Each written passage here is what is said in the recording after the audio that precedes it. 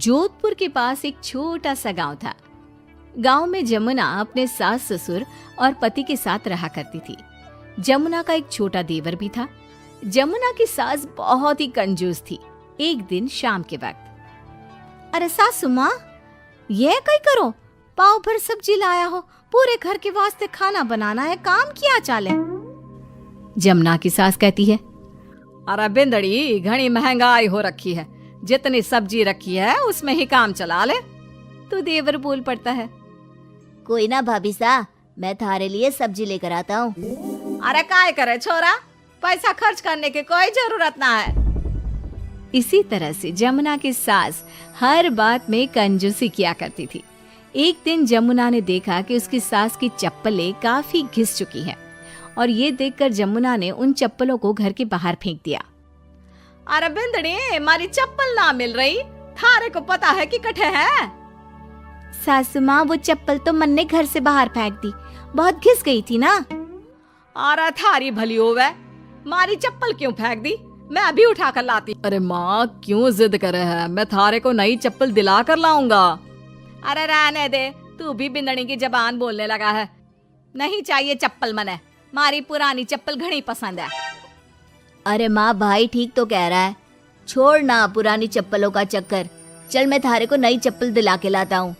लेकिन जमुना की सास किसी की बात नहीं सुनती और घर के बाहर से किसी तरह चप्पलों को उठाकर वापस ले आती है और फिर से उन्हीं को पहनने लगती है। फिर एक दिन सुबह के वक्त जमुना मंदिर गई और जब वहाँ से लौट कर आई तो जोर जोर से चिल्लाने लगी, अरे कहीं बताओ, मंदिर में किसी ने हमारी चप्पल चोरी कर ली।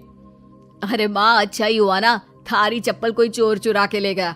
अब तू तो छोड़ने वाली थी ना, वैसे भी पुरानी चप्पलें थी। अरे तू चुप कर छोरा, महंगाई के जमाने में पुरानी चप्पल कर रहा है। मैं कैसे भी करके चोर को ढूंढ कर हमारी चप्पल वापस लाऊंगी।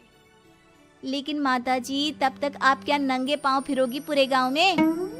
अरे बिंदड़ी, थारी नजर लगी है हमारे चप्पलों को, तू ही कह रही थी ना, फेंक दो, देख अब चोर चोरी करके ले गया। उस दिन के बाद जमुना की सास नंगे पांव ही गांव में घूम घूम कर अपनी चप्पलें ढूंढने लगी और कुछ ही दिनों के बाद जमुना की सास को अपनी टूटी चप्पल एक गरीब औरत के पैरों में नजर आई। पकड़ लिया, अरे पकड़ लिया, तूने हमारी चप्पल चुराई ना, अब मैं थारे को छोड़ूंगी नहीं। अरे माँ जी, मंदिर में पड़ी थी, पुरानी चप्पल है, मारे को लगा किसी के काम की ना है, इसलिए उठा ले आई। अरे पहनने दो ना मारे को। आई बड़ी पुरानी चप्पलों वाली, एक तो हमारी चप्पल चुरा ली, ऊपर से आंखें दिखा रही है, चल वापस दे चप्पल।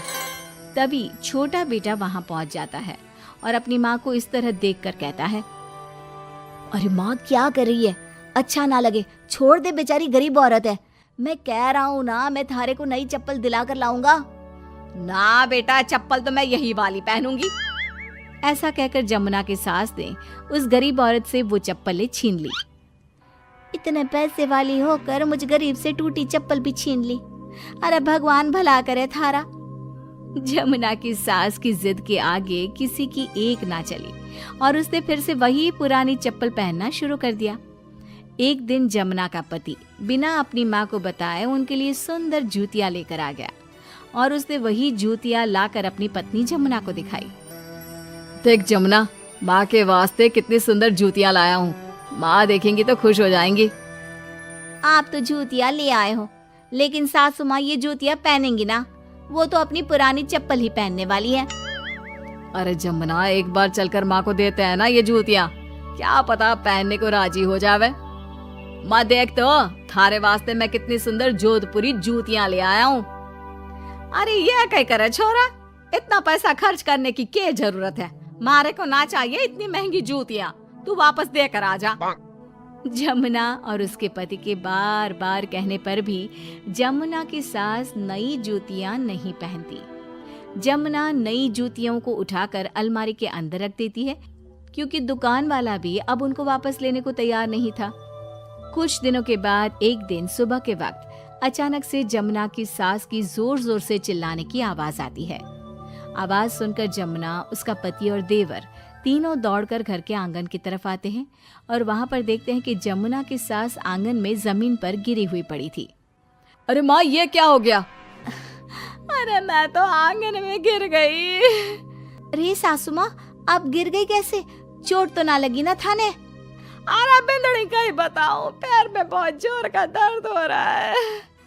अरे सासू माँ, थारे पैर में तो सूजन आ गई, लगता है जोर की मोच लगी है।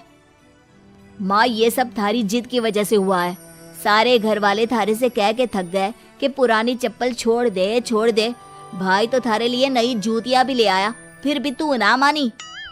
हाँ देवर जी, आप ठीक कह रहे हो सकता है अब सासू माँ को हमारी बात समझ में आ जावे। अरे आ गई, बात समझ में आ गई, अच्छी तरह आ गई।